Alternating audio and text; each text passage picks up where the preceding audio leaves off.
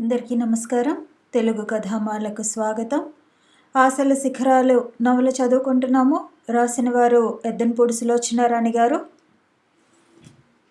ఆ రోజు నేను వెళ్ళేసరికి గోపాలం రండి రండి మీకోసమే చూస్తున్నాను అన్నాడు. ఎందుకు ఆసక్తిగా అడిగాను. అతని చేతుల్లో ఏవో పేపర్లు ఉన్నాయి. ఒకటి నా చేతికి ఇస్తూ క్రింద సంతకం పెట్టండి అన్నాడు. ఏమిటిది అన్నాను చూస్తూ. ఏదో ఉద్యోగానికి దరఖాస్తు. నేను శాంతం చదవకుండానే ఆ కాగితాన్ని ప్రక్కన పెట్టేశాను. అదేమిటి సంతకం పెట్టరే? ఇక నుంచి ఇలాంటి వెర్రి ప్రయత్నాలు చేయదలుచుకోలేదు. అంటే ఎండమావులని తెలిసి కూడా పరిగెత్తటం అవివేకం కాదా? గోపాలం నవ్వాడు. ప్రతిఫలాన్ని ఆశించకుండా ప్రయత్నం కొనసాగిస్తూ ఉండటం వివేకుల లక్షణం. ఎందుకొచ్చిన విషయాలు పోనిద్దురు. మీరలా తీసిపారేస్తే నేను ఒప్పుకోను. ఇంటర్వ్యూకి నేను వెడుతున్నాను. మీరు కూడా రావాల్సిందే. నా జీవితంలో ఎంతో ముఖ్యమైన మలుపుకి గోపాలం ఆ విధంగా అనుకోకుండా కారణమయ్యాడు. గోపాలం బలవంతం మీద నేను తప్పనిసరిగా ఇంటర్వ్యూకి బయలుదేరాను. ఉద్యోగం కోసం దరఖాస్తులు కోరేవాళ్ళు ఫలానా ఉద్యోగం అని స్పష్టంగా తెలియజేయలేదు. చదువు, చురుకుతనం కావాలన్నారు. 25 సంవత్సరాలు పైబడిన వాళ్ళే కావాలన్నారు. ఉత్సాహంగా, ఆరోగ్యంగా ఉండటం మొదటి లక్షణంగా కోరారు. మాకు కాస్త విచిత్రంగా, ఆసక్తిగానే అనిపించింది. గోపాలం నేను వెళ్ళేసరికి 25 మంది దాకా బిలబిలలాడుతూ క్యూలో ఉన్నారు. వాళ్ళని చూడగానే నేను గోపాలంతో, చూసారా, వాళ్ళలో వీళ్ళకి కావలసిన మనిషి ఒక్కడే అయి ఉంటాడు. అనవసరంగా ఎంతమంది అమాయకంగా పడిగాపులు పడి ఉన్నారో అన్నాను కోపంగా. గోపాలం నిజమేనన్నట్టు తల పంకించాడు. వెళదాం పదండి, ఇంకెందుకు ఇక్కడ అన్నాను. గోపాలం తటపటాయిస్తున్నట్లుగా నిలబడ్డాడు. ఇంతలో ఒక అతను వచ్చి మా అందరి పేర్లు వరుసగా వ్రాసుకుని వెళ్ళాడు. లిస్టు ప్రకారం ఒక్కొక్కరిని పిలుస్తాం అని కూర్చోమని మన్ననగా చెప్పి లోపలికి వెళ్ళాడు. మా వంతు వచ్చేసరికి దాదాపు 2 గంటలు పట్టింది. మేము వచ్చిన తర్వాత కూడా ఇంకో 5-6 వచ్చి కూర్చున్నారు. ఒక్క పోస్టుకి 30 మంది. ఇంతమందిలో ఎవరో అదృష్టవంతుడు. నాకంటే ముందుగా గోపాలమే లోపలికి వెళ్ళాడు. 10 నిమిషాల్లో తిరిగి వచ్చాడు. నేను ఆతృతగా అతని వైపు చూశాను. గోపాలం ముఖం నిండా చెమటలు పట్టి ఉన్నాయి. ఎలా ఉంది వరుస అన్నాను కుతూహలంగా. వాళ్ళ మొహంలా ఉంది. వెధవ చెత్త ప్రశ్నలు వాళ్ళును. నో యూజ్, టైం వేస్ట్, మనకి రాదు చిరాకుగా అన్నాడు. ఇంతలో నా పేరు పిలిచారు. లేచి నిర్లక్ష్యంగా లోపలికి వెళ్ళాను. ఈ ఉద్యోగం ఎలాగూ రాదు. ఆ సంగతి స్పష్టంగా తెలిసిన నాకు జంకుగా ఏమాత్రం అనిపించకపోగా వీలైతే ఇంటర్వ్యూ చేసిన వాళ్ళని కాస్త ఏడిపించేటట్టు సమాధానాలు చెప్పాలని కసిగా, సరదాగా కూడా అనిపించింది. నేను కర్టెన్ తొలగించుకుని లోపల అడుగు పెట్టేసరికి అక్కడ నా ఊహకి విరుద్ధంగా ఇద్దరున్నారు. నెత్తి మీద ఒక్క వెంట్రుక కూడా లేకుండా ఊడిపోయి తెల్లగా తోమిన రాగి చెంబులా మెరుస్తున్న తలతో లావుగా ఉన్న కళ్ళద్దాలు పెట్టుకుని ఉన్నాడు ఒక ఆయన. ఆయనకి 50-60 సంవత్సరాలు ఉండవచ్చు. మనిషి దృఢంగా, ఆరోగ్యంగా ఉన్నాడు. ఆయన ప్రక్కన దాదాపు 40-45 సంవత్సరాలుగా ఒక ఆవిడ ఉంది. ఆవిడ తెల్లగా, బక్కపలచగా ఉంది. వాళ్ళిద్దరిని చూడగానే భార్యాభర్తలని తెలుస్తూనే ఉంది. నేను గదిలో అడుగు పెట్టగానే నన్ను వాళ్ళు, వాళ్ళని నేను ఒక్క క్షణం మెరుపులాంటి చూపులతో నిశితంగా పరీక్షించుకున్నాము. ఇంటర్వ్యూలో ఆడవాళ్ళు ఉంటారని అనుకోని నేను అప్రయత్నంగా కొద్దిగా భుజాలెగరేసి నన్ను నేను సంభాళించుకున్నాను. మిస్టర్ రవికుమార్ అందే ఆవిడ. నువ్వేనా అన్నట్టు చూస్తూ. ఎస్ అన్నాను అవునన్నట్టు విష్ చేస్తూ. ఆయన కూర్చోమన్నట్టుగా వాళ్ళకెదురుగా ఉన్న కుర్చీ చూపించాడు. నేను కూర్చోలేదు. థ్యాంక్ యూ అని నిలబడే ఉన్నాను. ఆయన నా అప్లికేషన్ చూస్తూ, ఇందులో వ్రాసినవన్నీ నిజమేనా అన్నారు. అంటే మీ పేరు రవికుమార్ అని, మీరు చదివింది MA అని. నాకు తెలిసినంత వరకు నిజమే. ఆయన అప్లికేషన్ చూడసాగాడు. ఇంతలో ఆవిడ అడిగింది, మిస్టర్ రవికుమార్, మీరు ఈ ఉద్యోగం ఎందుకు కావాలనుకుంటున్నారు? ఆసక్తిగా చూస్తూ అడిగింది ఆవిడ. ఎంత అర్థం లేని ప్రశ్న. భుక్తి కోసం అన్నాను సాధ్యమైనంత నమ్రతగా చెప్పాలని ప్రయత్నిస్తూ. భుక్తి కోసం అంటున్నారు. మీకు పెళ్ళయిందా? కాలేదు. మీ మీద ఆధారపడిన వాళ్ళు ఎవరైనా ఉన్నారా? ఒక్క క్షణం ఆలోచించాను. వయసు చెల్లిన తల్లిదండ్రి, 4 పెళ్ళిళ్ళు కావలసిన చెల్లెళ్ళు, 3 చదువుకునే తమ్ముళ్ళు, ఒక తలచెడిన మేనత్త ఉన్నారని చెబితే ఎందుకు రాని ఉద్యోగం కోసం ఒక విలువైన అబద్ధం కూడా వేస్ట్. ఎవరూ లేరా రెట్టిస్తున్నట్టుగా అడిగింది. ఓహో, పల్లెటూరులో నన్ను పెంచిన పినతల్లి కుటుంబం తప్ప నాకెవరూ లేరు. ఇంతలో ఆయన చేతిలో ఉన్న అప్లికేషన్ పక్కన పెట్టి పెన్ క్యాప్ సరిచేస్తూ అడిగారు. జీవితంలో ప్రస్తుతం మీకున్న ముఖ్యమైన ఆశయం ఏమిటో చెప్పగలరా? ప్రస్తుతమా? తిండి కోసం సంపాదన. ఇద్దరు ముఖాలు చూసుకున్నారు. నాకు తెలుసు, వ్యంగ్యంగా వాడిగా జవాబులిస్తున్నానని. మిస్టర్ రవికుమార్, ఈ ప్రపంచాన్ని ఇప్పటికి మీరు బాగా గమనించే ఉంటారు. ఈ సంఘంలో ఈ కుళ్ళు, మోసం చూస్తుంటే మీకు ఏమనిపిస్తూ ఉంటుంది? వీలైతే ఈ దేశానికి నియంతనై అందరినీ హంటర్తో బాధాలన్నంత ఆవేశం వస్తుంటుంది. మనకెటు చూసినా అన్యాయం, అక్రమం, దౌర్జన్యం తప్ప ఇంకేం కనిపించడం లేదు. ఈ దేశపు పౌరుడిగా మీ బాధ్యత ఏమిటి అంటారు?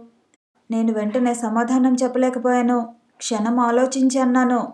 ఈ ప్రపంచం మొత్తాన్ని నేనే కాదు, ఎవరూ మార్చలేరు. నేను చేయగలిగింది ఏమిటంటే, నాకు సాధ్యమైనంత వరకు ఒకరి వల్ల నాకు అన్యాయం జరగకుండా నేను మరొకరికి చేయకుండా జాగ్రత్త పడతాను. ఆవిడ కళ్ళల్లో ప్రశంస లాంటిది కనిపించింది. ఆయన నన్ను నిశితంగా, తీక్షణంగా, నా ఆకృతిని, నా బట్టలు ధరించిన తీరుని, నా జుట్టు దూవుకున్న పద్ధతిని తీరికగా గమనిస్తూ నిదానంగా అడిగాడు. దేశం అభివృద్ధి చెందాలంటే మీకేది ఇష్టం? కమ్యూనిజమా, సోషలిజమా? సామాన్యమైన మనిషికి తిండి బట్ట ఇవ్వగలిగిన ఏ ఇజమైనా నాకు ఇష్టమే. రాజకీయాల మీద ఆసక్తి ఉందా? లేదు. నిజం చెప్పాలంటే అసహ్యం వేస్తుంది నాకు.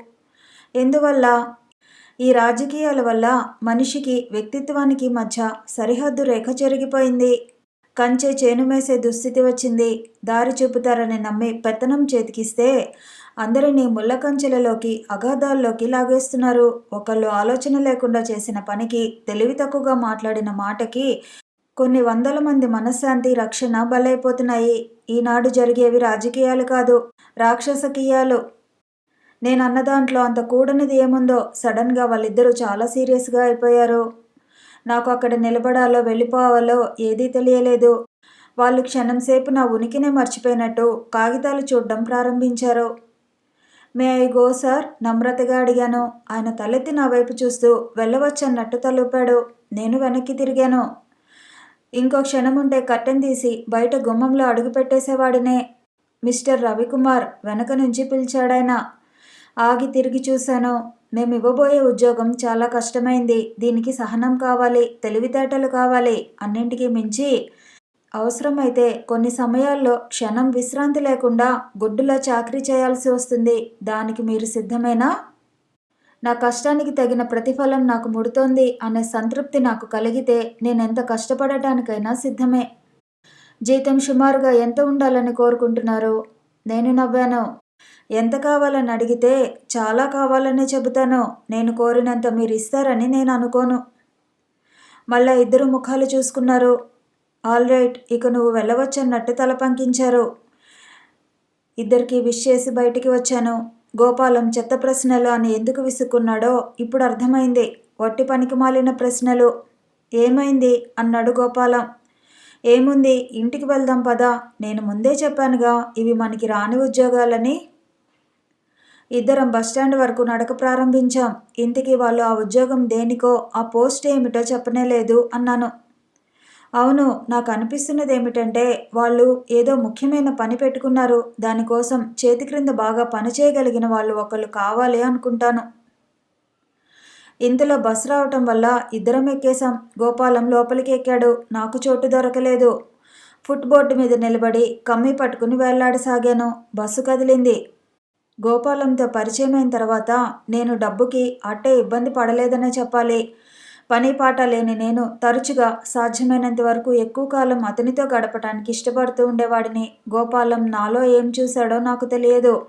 కానీ నేను మాత్రం అతనిలో సరళత్వం, నలుగురితో సర్దుకుపోయే మనస్తత్వం, వీటి వైపు ఆకర్షించబడ్డాను. గోపాలం నా రాకని ఏమాత్రం విసుక్కున్నా, నన్ను చూడగానే ఏ కాస్త ముఖం చిట్లించినా రెండోసారి మళ్ళీ నేను ఆ ఇంటి గుమ్మం ఎక్కేవాణ్ణి కాదేమో.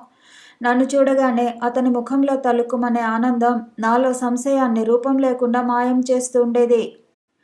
కొద్ది రోజుల్లోనే మేమిద్దరం ప్రాణమిత్రులయ్యాం. ఒకరిని ఒకరు మీరు అనే గౌరవవాచకం వదిలేసి నువ్వు అంటూ చనువుగా పిలుచుకోసాగాం. పిల్లలిద్దరూ నా దగ్గర బాగా చనువయ్యారు. మామయ్య అని పిలిచేవాళ్ళు. అతని భార్య సీత మాత్రం ఎప్పుడూ నా ఎదుటికి రాకపోయినా ఆవిడ నోటి నుండి నా గురించి అన్నగారు అన్న సంబోధన నేను చాలాసార్లు విన్నాను. ఒక్క కోమలి విలాస్కి తప్ప మిగతా అన్ని చోట్లకి నేను అతని వెంట వెడుతూ ఉండేవాడిని. కోమలి విలాస్కి తనతో పాటు రావాల్సిందిగా గోపాలం నన్ను 1-2 సార్లు ఆహ్వానించాడు. జూదం పట్ల నా మనసులో ఉన్న అయిష్టతని అతని ముందు వ్యక్తపరచడం ఇష్టం లేని నేను వినిపించుకున్నట్టే వెళ్ళిపోయాను. మరోసారి గోపాలం నన్ను బలవంతం చేశాడు. నాకు వేరే పనుందనే సాకుతో వెళ్ళిపోయాను. మరోసారి అతను నన్ను నిలదీశాడు. నేను నేర్పుగా ప్రసంగం మార్చబోయాను. కానీ గోపాలం నన్ను వదల్లేదు. ముందు నా మాటలకి సమాధానం చెప్పండి. ఈ పని తప్పని అంటారా మీరు?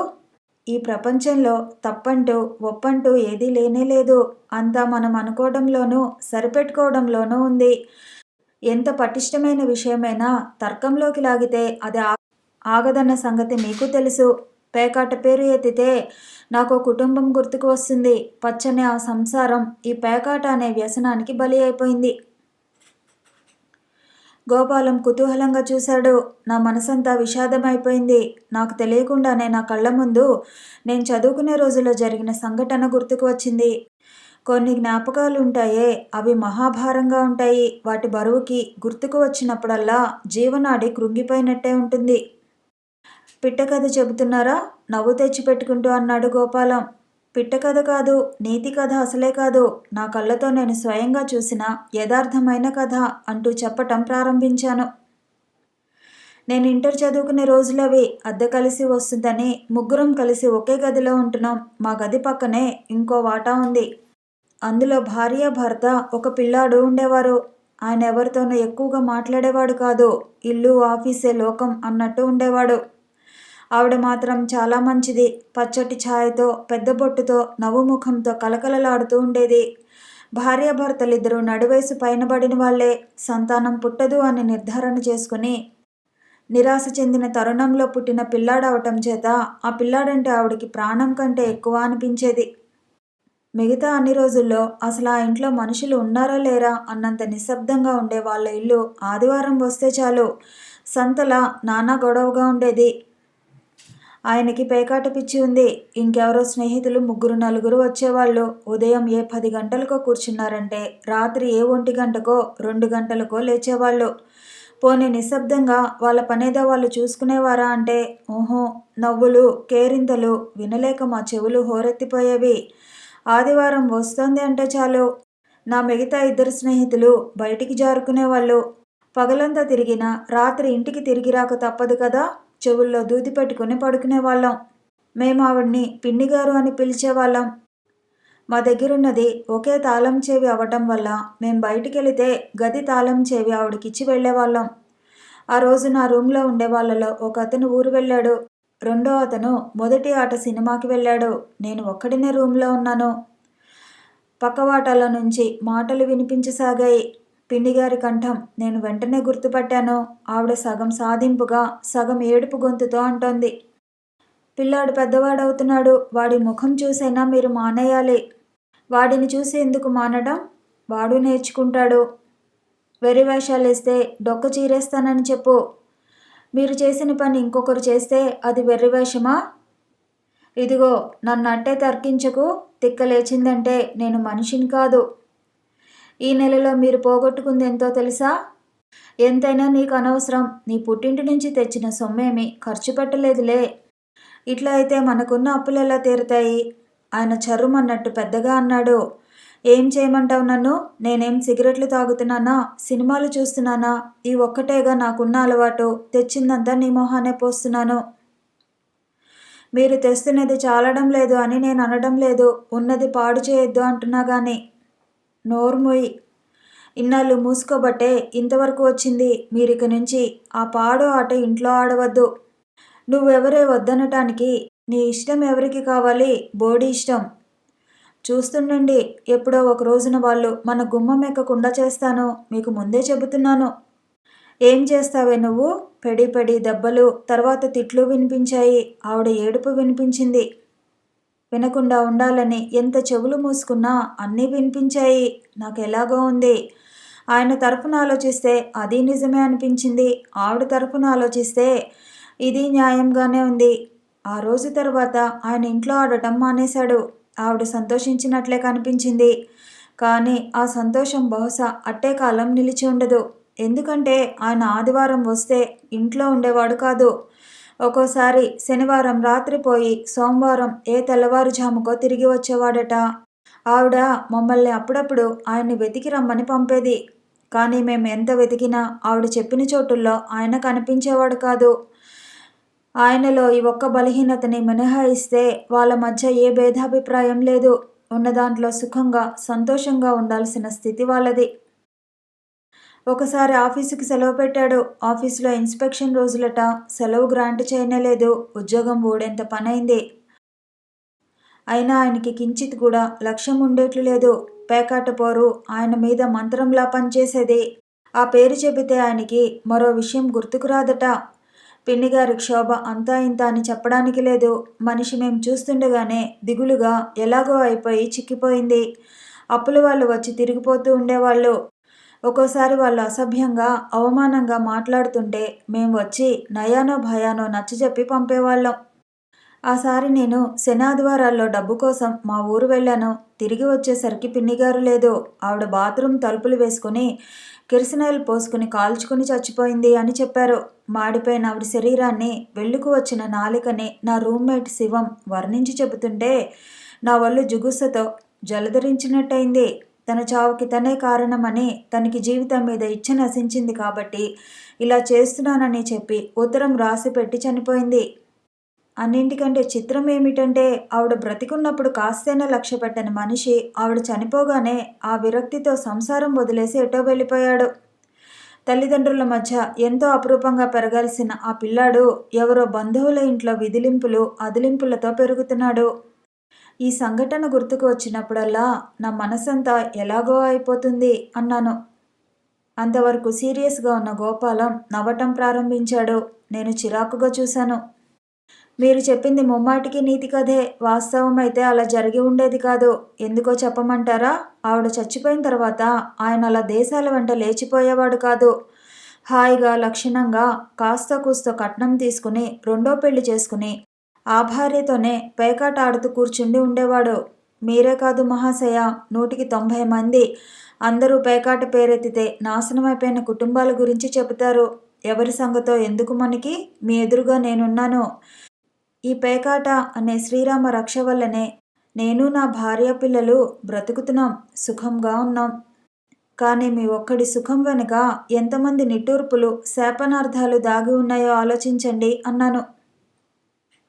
గోపాలం ముఖంలో నవ్వు మాయమైంది. అతని కళ్ళల్లో కసిలాంటిది కనిపించింది. ఉద్రేకంగా అన్నాడు, ఎందుకు ఆలోచించాలి నేను? నా గురించి ఎవరైనా ఆలోచిస్తున్నారా?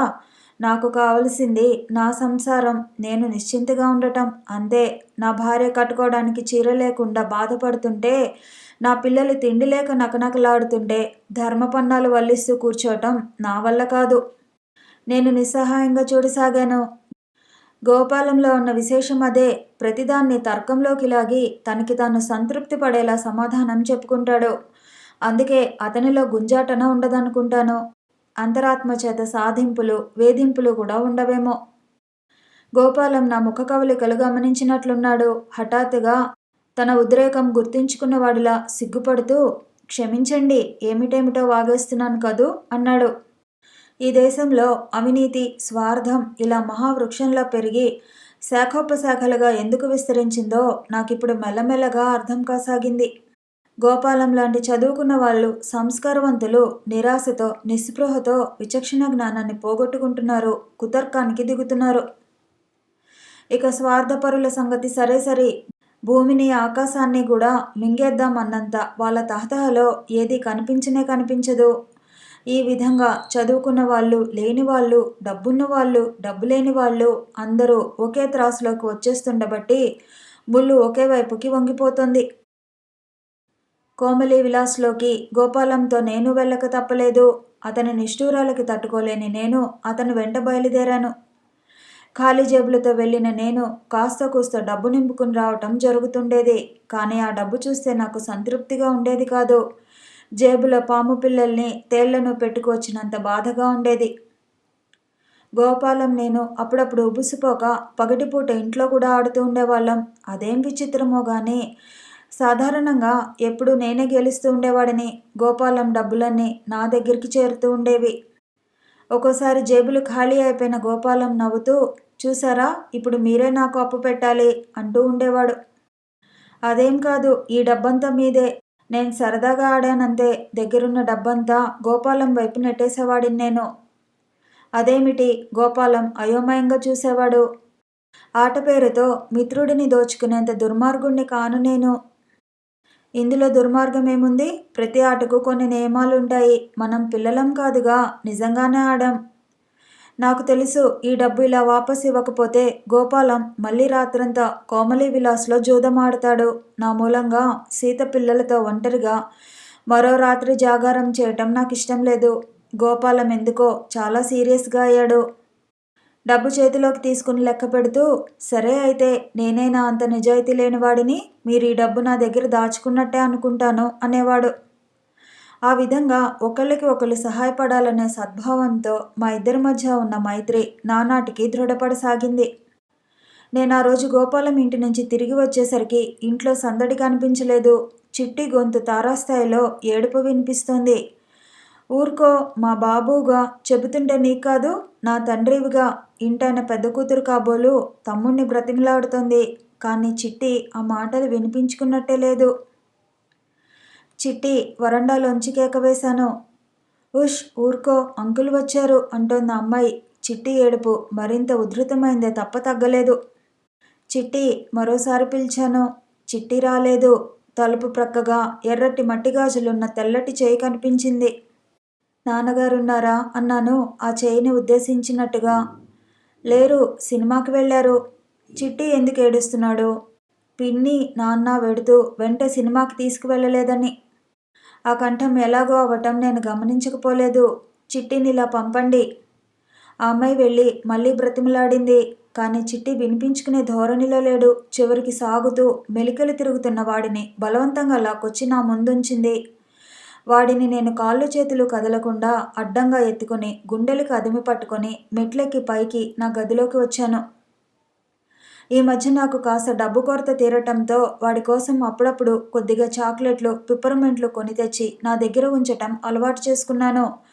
చాక్లెట్ చూడగానే వాడి కళ్ళల్లో తలుక్కుమనే ఆనందం నాకు చూడముచ్చటగా ఉండేది. డబ్బాలోంచి చాక్లెట్ ఒకటి తీసి వాడికిచ్చాను. వాడు విసిరిపుచ్చుకుని గిరవాటు వేశాడు. చాక్లెట్లు పెట్టిన డబ్బా పూర్తిగా చేతికిచ్చాను. ఆ ముఖంలో నమ్మలేనంత ఆశ్చర్యం కనిపించింది. ఓ తీసుకో, అన్నీ నీకే అన్నాను. ఏడుపు మానేసి వాడు నా చేతుల్లోంచి క్రిందకి దిగి దూరంగా గిరవాటు వేసిన చాక్లెట్ కూడా తెచ్చుకుని డబ్బాలో భద్రపరుచుకున్నాడు. వచ్చే ఆదివారం తప్పకుండా వాడిని నాతో సినిమాకి తీసుకువెళతానని వాగ్దానం చేసిన తర్వాత వాడి ఏడుపు మెల్లగా తగ్గిపోయింది. ఏడుపు మానేసిన 10 నిమిషాల వరకు వాడికి ఇంకా ఎక్కిళ్ళు వస్తూనే ఉన్నాయి. నా దగ్గర కూర్చుని ఒక్కొక్క చాక్లెట్ తింటూ నేను అడగకుండానే వాళ్ళ ఇంటి విషయాలు చెప్పసాగాడు. వాళ్ళ నాన్న అసలు మంచివాడు కాదట. తనని, వాళ్ళ అక్కయ్య కుసుమని తప్ప మిగతా అందరినీ పల్లెటూరు నాయనమ్మ దగ్గరికి పంపేశాడట. కుసుమక్క రాందే మేం వెళ్ళాం. వాళ్ళు ఒకటే ఏడుపులు. కానీ ఆయన వినలేదు. కుసుమ కూడా తను చిట్టి వాళ్ళతో వెళ్తానని ఏడ్చిందట. తండ్రి బాగా కేకలేశాట. పిన్ని కూడా మంచిది కాదు. అక్క మీద వాళ్ళ నాన్నకి చాడీలు చెప్పి తిట్టిస్తుందట. ఇదివరలో 1-2 సార్లు ముసలైన నాతో పట్నవాసంలో ఈ పిల్లలతో భరించడం చాలా కష్టంగా ఉందని వాళ్ళందరినీ పల్లెటూరులో తన తల్లి దగ్గరికి పంపిస్తానని అనటం నేను విన్నాను. కానీ అది ఇంత త్వరగా క్రియలోకి వచ్చేస్తుందని అనుకోలేదు. బహుశా ఈ పనికి కారణం సవతి తల్లి అయి ఉండవచ్చు. ఆవిడ ఈ మధ్య ఈ ఇంటికి వచ్చింది. ఆవిడ ఆనందానికి ఈ పిల్లలంతా అడ్డుగా ఉండి ఉండవచ్చు. అయినా ఏం మనుషులు, మనమల్ని ఎత్తుకోవాల్సిన ఈ వయసులోనా ఆయనకి 2వ పెళ్ళి. ఇంట్లో వయసు వచ్చిన పిల్లను వదిలిపెట్టి పడుచు భార్యతో ఆయన సినిమాలకి, పార్కులకు, ఎగ్జిబిషన్లకి తిరిగి రావటం నేను చాలాసార్లు చూశాను. ఆవిడ ఇంటికి వచ్చిన చుట్టంలా ఎప్పుడు చీర నలగకుండా, జుట్టు రేగకుండా వరండాలో పట్టమంచం ఎక్కి కూర్చుని ఇరుగు పొరుగుతో కబుర్లాడుతూ ఉంటుంది. ఇంటి పని, పిల్లల పని అంతా ఆ కుసుమ అనే అమ్మాయి చేస్తూ ఉంటుంది. నిండా 18 సంవత్సరాలు కూడా లేని ఆ పిల్ల వయసుకు మించిన గంభీరత్వం, హుందాతనం తెచ్చిపెట్టుకుని ఈ పిల్లలందరినీ కంటికి రెప్పలా చూస్తూ తల్లి లేని లోటు తనకి చేతనైనంత వరకు తీర్చడానికి సాయశక్తులా ప్రయత్నిస్తోంది అనుకుంటాను. చిట్టి మాటలు చెబుతూ నా తొడ మీద తల అంచి నిద్రపోయాడు. పరధ్యాసగా ఆలోచిస్తూ కూర్చుండిపోయిన నేను మెట్ల మీద నుంచి చిట్టి అన్న పిలుపు వినిపించడంతో ఉలిక్కిపడి ఈ లోకంలోకి వచ్చాను. చిట్టి ఇంకోసారి వినిపించింది. ఆ స్వరం ఎంత అనుకువగా ఉంది. నిద్రపోయాడు. ఆ అమ్మాయి నేను ఊహించినట్టే పైకి రాలేదు. కుసుమ నా దృష్టిలో చాలా చిన్నపిల్ల, దాదాపు మా లక్ష్మి వయసే ఉంటుంది. ఈ అమ్మాయిని చూసినప్పుడల్లా నాకు లక్ష్మి గుర్తుకు వస్తుంటుంది. కానీ కుసుమ ఎందువల్లో గాని ఎప్పుడూ నా ఎదుటికే రాదు. చిట్టిని లేవదీసి భుజాన వేసుకుని మెట్ల దగ్గరికి వచ్చాను. ఇవ్వమన్నట్టు చేతులు చాచింది. నేను తీసుకువస్తాను. వీడిని ఎత్తుకుని ఈ మెట్లు దిగటం కష్టం. చిట్టిని తీసుకువచ్చి నేను లోపల పడుకోబెట్టాను. తిరిగి వచ్చేసే ముందు ఒక్క క్షణం ఆగి జేబులోంచి డబ్బు తీసి, ఇదిగో అద్దె, 3 రోజుల నుంచి ఇవ్వాలని ప్రయత్నం, మీ నాన్నగారు కలవడం లేదు అన్నాను. ఆ అమ్మాయి అడ్డంగా తలూపింది. వద్దు, నాన్నగారికే ఇవ్వండి. నాకు అర్థమైంది. ఆయన లేనప్పుడు నాతో ఆ అమ్మాయి మాట్లాడిందనే అనుమానం వాళ్ళకు వస్తుందని భయం కాబోలు. నేను తిరిగి వచ్చేస్తుంటే వెనక నుంచి మెల్లగా జంకుగా వినిపించింది, అంకుల్. చటుక్కుని తిరిగి చూశాను. అత్తయ్య గారిని వెంటనే బయలుదేరి రమ్మనమని ఉత్తరం రాయకూడదు, మాకు కొంచెం తోడుగా ఉన్నట్టుంటుంది. ఆ అమ్మాయి అడుగుతున్న ఆ తీరు, ఆ తొట్రుపాటు చూసి ఈ మాట అడిగే ముందు చాలాసార్లు రిహార్సల్స్ చేసుకుని ఉంటుందనుకున్నాను. గతుకుమన్న నేను సమాధానం చెప్పకుండా వడివడిగా అక్కడి నుంచి వచ్చేశాను. నేను ఆ రోజు గోపాలం ఇంటికి వచ్చేసరికి సాయంత్రం గోపాలానికి ఒంట్లో బాగలేదు. 4-5 రోజుల నుంచి సన్నగా లోపల జ్వరం వస్తుందట. పైకి చెప్పనే లేదు. అలాగే తోసుకు తిరుగుతున్నాడు. నాకు గోపాలాన్ని చూస్తుంటే అతను చేయని పనంటూ లేదేమో అనిపించసాగింది. తెల్లవారుజామున మిల్క్ వాన్ దగ్గర పాల సీసాలు తీసుకుని సీసాకి రూపాయి చొప్పున ఇస్తారు. 40 సీసాలు ఉన్నాయి. 40 రూపాయలు. 40 రూపాయలు నెలకి అంటే ఇంటి అద్దె వెళ్ళిపోతుంది. కానీ వెధవ 40 రూపాయల కోసం రోజు తెల్లవారుజామున లేవాలంటే ఎంత ఇబ్బంది. ఇబ్బంది అనుకుంటే ఈ జీవితంతో ఒక్కరోజు కాదు, ఒక్క క్షణం కూడా భరించలేం. నేను ఎంత పొద్దుపోయి పడుకున్నా టెన్షన్గా 5 గంటలకు మెలకు వచ్చేస్తుంది. ఆ తర్వాత నిద్రపట్టదు. మంచం మీద అనవసరమైన ఆలోచనలతో అటు ఇటు పొరలే కంటే ఇది నయం కదూ, ప్రాతకాల వ్యాయామం చేసినట్టు ఉంటుంది అంటూ తర్కంలోకి దిగేవాడు. నాకెలాగో ఉండేది. మనిషి భుక్తి కోసం కష్టపడాల్సిందే, తప్పదు. కానీ మరీ ఇంత దారుణంగానా? నా మటుకు నేను ఏదైనా ఒక పని చేస్తే దానికి తగిన ఫలం నేను పొందుతున్నానా లేదా అని చూసుకుంటూనే ఉంటాను. ఆ రోజు నేను వెళ్ళేసరికి ఎప్పుడూ లేంది భార్యాభర్తలిద్దరూ ఘర్షణ పడుతున్నారు. సీత అంత బిగ్గరగా మాట్లాడగా నేను వినడం అదే మొదటిసారి. మీరు నా మాట వినకపోతే ఆ వెధవ సీసాలు అవతల పారేస్తాను. వాళ్ళకి ఇబ్బంది అవుతుంది సీత అంటున్నాడు. అయితే అవనివ్వండి, ఒక్కరోజుకి ఏం పర్వాలేదు. ఇంతలో నన్ను చూసిన సీత వెంటనే ఆపద్బాంధవుడు దొరికినట్టు చూస్తూ, అన్నయ్య గారు మీరేనే చెప్పండి అంది. ఆ కంఠంలో బిగబట్టుకున్న దుఃఖం నేను గమనించకపోలేదు. ఏమిటి గోపాలం, మా చెల్లెల్ని తీరుబడిగా కూర్చుని బాధ పెడుతున్నావు అన్నాను లోపలికి వస్తూ.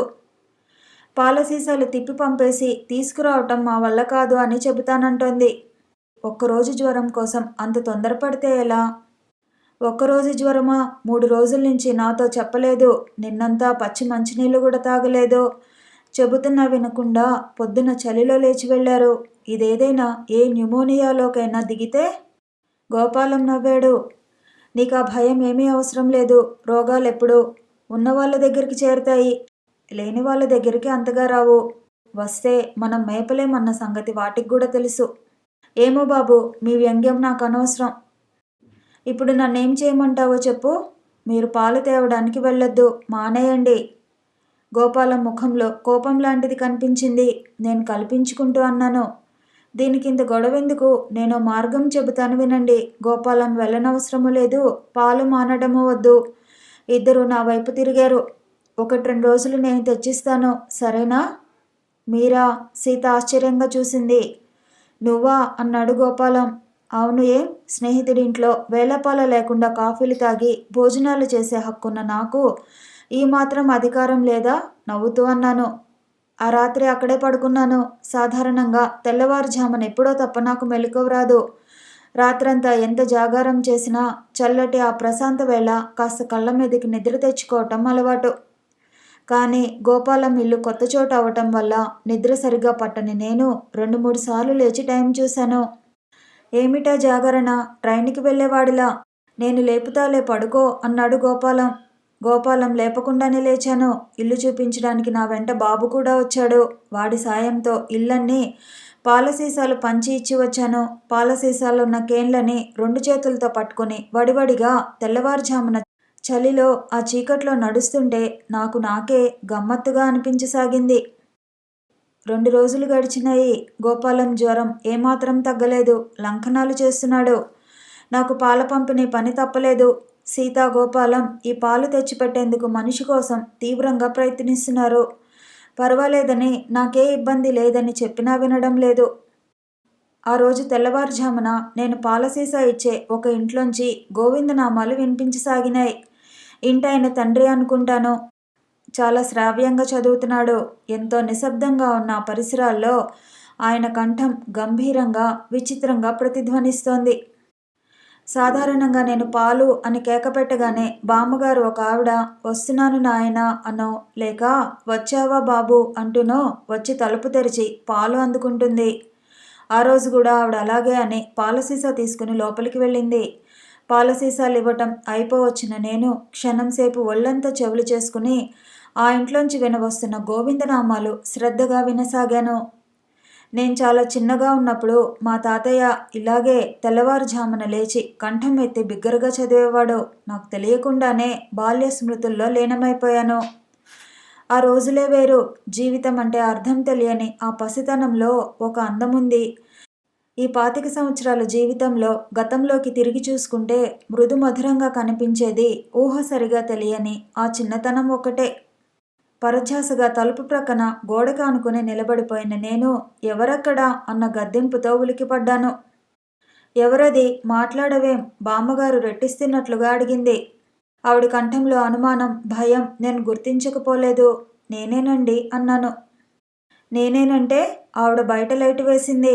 నన్ను చూడగానే కళ్ళు పెద్దవి చేస్తూ, నువ్వా, పాలు ఇచ్చి గంటయింది, ఎందుకు నిలబడ్డావు అంది. ఆవిడ అన్యాయంగా ఆరోపిస్తోంది. నేను పాల సీసా ఇచ్చి పట్టుమని 15 నిమిషాలు కూడా కాలేదు. ఎవరే అక్కయ్య అది, ఏమిటి? గోవిందనామాలు చదువుతున్న మనిషి ఆపేసి అడిగాడు. పాలు ఇచ్చే మనిషి గోడ ప్రక్కగా పొంచి నిలబడ్డాడు. ఆ అంటూ లేచి వచ్చాడు. నేను నోట మాట రాని వాడిలా నిలబడిపోయాను. మాట్లాడవేం, ఎందుకు నిలబడ్డావు, ఆవిడ కొట్టినట్టుగా అడుగుతోంది. నిజంగా నా నోట్లోంచి మాట రావడం లేదు. నువ్వు యువతలకు రా, నేను కనుక్కుంటాను అన్నాడాయన. నేను మరో క్షణం అక్కడ నిలబడితే ఇంకేం మాటలు వినాల్సి వస్తుందోననే భయంతో జవాబు చెప్పకుండా వచ్చేశాను. ఇదిగో ఏయ్, నిన్నే, పోతావేం, వెనక నుంచి అరుస్తున్నాడాయన. క్షణం క్రితం శ్రావ్యంగా వినిపించిన స్వరమేనా అనిపించింది. మాట్లాడకుండా ముంగిలో చూడు ఎలా పోతున్నాడో, ఇంకా నయం తలుపు తీసి ఉంచాను కాదు అంటోందావిడ. ఏమిటి పిన్నిగారు, ఏమైంది? ఎదురింటి వాళ్ళు తలుపు తెరిచి అడుగుతున్నారు. పాల సీసా ఇచ్చేవాడమ్మా, ఇచ్చి గంటయింది, ఈ మూల పొంచి నిలబడ్డాడు. ఆ నిజంగా? నిజమంటుంటే ఎందుకో అదృష్టవశాత్తు బయటికి వచ్చాను కాబట్టి సరిపోయింది. ఏ కాస్త తలుపు తీసి ఏమరపాటుగా ఉన్నా ఇంట్లో దూరేవాడు. అసలు నిన్న చూడగానే నాకు అనుమానం వేసిందనుకో, మనిషి డాబు సరిగా ఉన్నాడు, ఈ పనికి ఎందుకు వచ్చాడా అని. ఏమో పిన్నిగారు, ఈ రోజుల్లో ఎవరిని నమ్మలేకుండా ఉన్నాం. ఏమిటి సుందరమ్మ, ఇంకో ఆవిడ బయటికి వచ్చింది. నేను వడివడిగా నడక వేగం హెచ్చి సందు మలుపు తిరిగాను. నా మనసంతా చేదుగా, కోపంగా, కసిగా అయింది. ఏం మనుషులు వీళ్ళు, మరి ఇంత అనుమానమా? అందుకే కాబోలు పస్తులు మాడి చావటానికైనా ఒప్పుకుంటారు కానీ చదువుకున్న వాళ్ళు ఇలాంటి పనులు చేయడానికి రారు. ఉద్యోగాలనేవి దొరకవు. పోనీ అందుబాటులో ఉన్న ఇలాంటి పనులు చేద్దామంటే వీళ్ళు చేయనివ్వరు. కాస్త చదువు, సంస్కారం గల మనిషి ఈ పనులు చేతబట్టాడంటే అందరికీ అనుమానం. ఆ మనిషి మనసులో ఏదో కుట్ర, మోసం ఉన్నాయంటారు. ఇంకెలా బ్రతకడం మరి? అందుకే ఈ రోజుల్లో నాలాంటి యువతరానికి జీవితం త్రిశంకు స్వర్గంలా తయారవుతుందేమో. ఇంటికి వెళ్ళగానే గోపాలానికి, సీతకి చెప్పాను. సీత చాలా బాధపడింది. గోపాలం నవ్వటం మొదలుపెట్టాడు. కథ కొనసాగుతుంది. మళ్ళీ కలుసుకుందాము. ఈ వీడియో నచ్చితే లైక్ చేయండి, షేర్ చేయండి, కామెంట్ చేయండి, ఛానల్ని సబ్స్క్రైబ్ చేయండి.